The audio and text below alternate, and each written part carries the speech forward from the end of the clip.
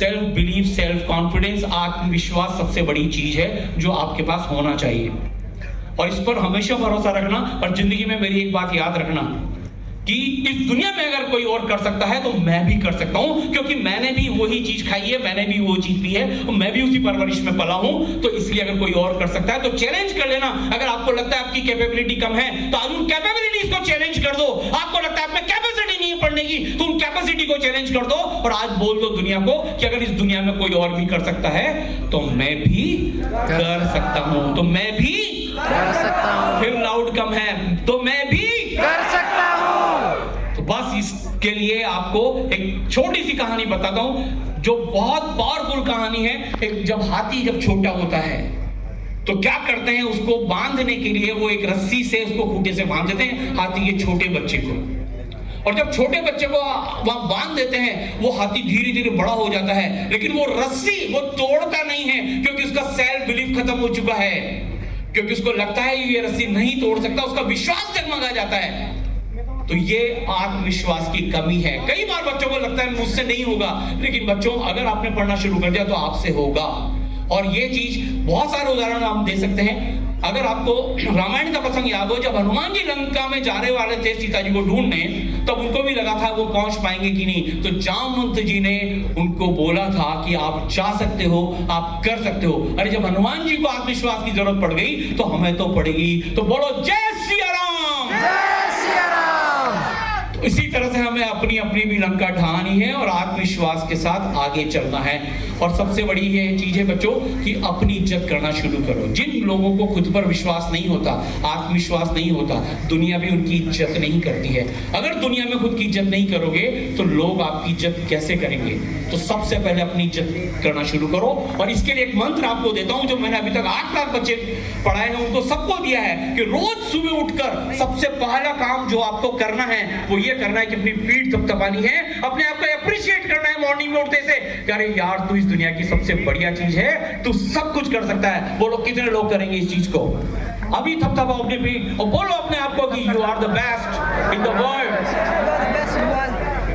कि रोज आपको ये करना है। और एक और चीज बच्चों आपको बताता हूं कि सेल्फ बिलीफ बहुत बड़ी चीज है। जेई और नीट की जर्नी में आपका आत्मविश्वास डोलेगा, लेकिन आपको डोलने नहीं देना चाहिए। मैंने ऐसे ऐसे बच्चे देखे हैं जो बहुत खराब परफॉर्म करके भी जेई और नीट में बहुत अच्छे अच्छे कॉलेजेस में पहुंचे हैं। तो आत्मविश्वास आपको बना के रखना है, सेल्फ कॉन्फिडेंस बना के रखना है। और इससे बड़ी एक और चीज जो मैं आपसे शेयर करूंगा वो है आपका पैशन, आपका जुनून, आपकी मोहब्बत, आपका प्यार। जिस काम को कर रहे हो उससे मोहब्बत करो, उससे प्यार करो। सुबह शाम उठते बैठते खाते पीते एक ही चीज, एक ही लक्ष्य, जिस लक्ष्य के लिए कोटाए हो वो आपकी आंखों के सामने होना है कि मुझे कौन से रैंक चाहिए, कौन से ड्रीम कॉलेज में जाना है, ये आपके सामने तय होना चाहिए। Passion is the key to the success. आपके अंदर वो पैशन दिखना चाहिए। पैशन इस तरह से नहीं होता, पैशन प्रूव करके दिखाना होता है। इसका एक एग्जांपल मैं देता हूं, विराट कोहली को ले लो। विराट कोहली का पैशन देखो, उनके फादर एक्सपायर हुए, उस दिन भी बंदा वो मैच खेल रहा था। दाढ़ी रखने से विराट कोहली नहीं बन सकते, वैसा पैशन लाने के बाद आप क्रिकेट में मचा सकते हो, कोई फर्क नहीं पड़ता। पैशन इस लेवल का होना चाहिए। अब अमिताभ बच्चन को देखिए, इतनी उम्र में भी उनके साथ वाले बिल्कुल रिटायर हो चुके हैं, लेकिन वो शख्स अभी भी इस उम्र में भी इतने ज्यादा बिजी हैं, इतने ज्यादा सक्सेसफुल हैं, क्योंकि पैशनेट हैं। उनको रिजेक्ट भी किया गया था लेकिन वो घबराए नहीं। लेकिन क्या पैशन है, क्या चीज है। और आपके सामने एक उदाहरण आपके सारांश सर का भी दे सकता हूं, जो कि एक जीता जागता उदाहरण है। सारांश सर के बारे में एक चीज बता देता हूं। IIT बॉम्बे में इनको इन्फी नाम दिया गया था। फाइनल ईयर में जब बच्चे जाते हैं तो फेयरवेल में हर बंदे को एक नाम दिया जाता है, और सर को नाम दिया था इन्फी। इन्फी का मतलब इन्फिनिटी फाइट। ये बंदा इतना फाइटर है कि इसमें इन्फिनिटी एनर्जी है, ऐसा दिया गया था। तो सारांश सर ने क्या हुआ था, जब ये 12th में थे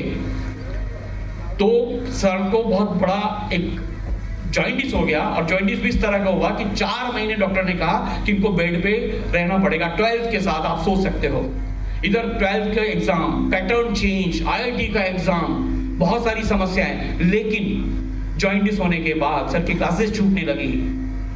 सर घर पे रह के, बिल्कुल आपको पता होना चाहिए कि जॉइंटिस में खाना पीना बिल्कुल कम कर देते हैं। सर को हम बेड पे लिटा देते थे, और बेड पे लिटाने के बाद फिर एक स्टैंड लगाकर उनकी मम्मी उनके लिए किताब वहां पे पकड़ के खड़ी रहती थी, फिर वो पढ़ते रहते थे। एक बार तो सारांश सर का जब हाफ ईयरली का रिजल्ट आया 12th का, तो सर ने सारी किताबें फेंक दी गुस्से में कि अब मैं नहीं पढ़ूंगा, मुझसे नहीं होगा, ये बहुत मुश्किल काम है। और लगभग 12th की हाफ ईयरली में सारांश सर फेल हो गए थे, आपको मैं बता दूं। लेकिन जुनून, पैशन इतना, हमने सबने मिलकर डिसाइड किया अपनी पूरी ट्राई करते हैं। अगर हमने पूरी ट्राई कर ली, 100% दे दिया, तो कम बैक कर सकते हैं। और सारांश सर ने ये प्रूव करके दिखाया। पहली बार पैटर्न चेंज हुआ, और जब फाइनली जेई का एग्जाम देने गए, 3 पेपर पहली बार हो गए थे उस टाइम पर, और इतनी कमजोरी की हालत में भी सर ने एग्जाम दिया। और आपको पता है सारांश सर की क्या रैंक आई थी? 41। और आईआईटी बॉम्बे कंप्यूटर साइंस से जाकर उन्होंने प्रूव किया, और उसके बाद अभी भी वो इनफाइनाइट फाइट है। तो बच्चों, पैशन इस लेवल का होना चाहिए, you should be passionate enough. तो अब जब सारांश सर की बात चली है, तो मैं चाहता हूं कि भाई सारांश सर को स्टेज पर